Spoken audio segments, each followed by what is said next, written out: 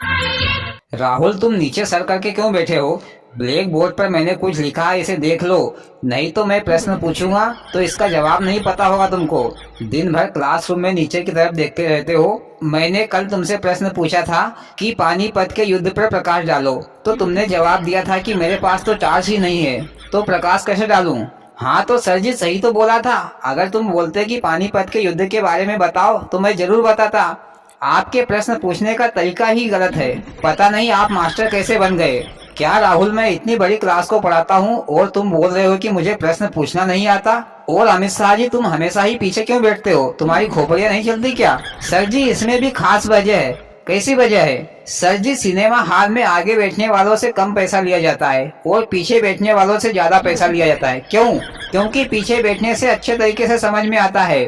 अरे वाह अमित शाह जी, तुम तो बहुत होशियार बच्चे हो।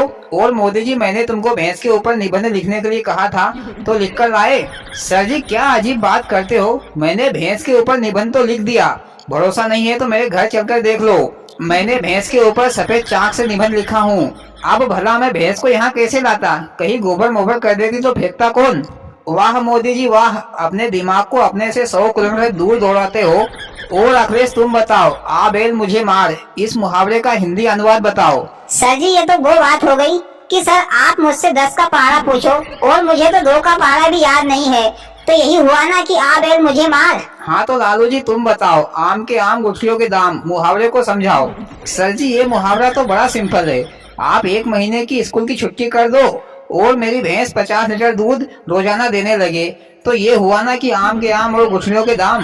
क्या बात है लालू जी, ऐसा मुहावरे तो मैं सपने में भी नहीं सोच सकता। हाँ तो ओबीसी जी, तुम बताओ, अंधेरे में तीर चलाना, इस मुहावरे का अर्थ समझाओ। सर जी, पिछले साल जो परीक्षा हुई थी उसमें 4 ऑप्शन वाले प्रश्न आए थे, तो मैंने सभी प्रश्नों के सी ऑप्शन पर टिक मार्क लगा दिया था। और देखो सर जी, रिजल्ट ऐसा आया कि 100 में से 100 नंबर मुझे मिल गए। तो ये हुआ ना सर कि मैंने अंधेरे में तीर चलाया और निशाने पर लग गया। सही जवाब ओबीसी जी, सही जवाब। इसे कहते हैं होशियार बच्चे। और भाइयों, वीडियो को लाइक और चैनल को सब्सक्राइब करें। भोलेनाथ सबके साथ।